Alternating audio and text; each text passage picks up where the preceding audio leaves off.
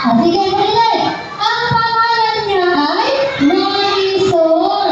Again, ang pangalan niya ay Marisol. Ano pangalan? Sige nga, kung ready na kayong pakilala siya, gusto ni Ate Sara, ha? Sabay-sabay kayong sisigaw na, let's go, Marisol. Anong sasabihin?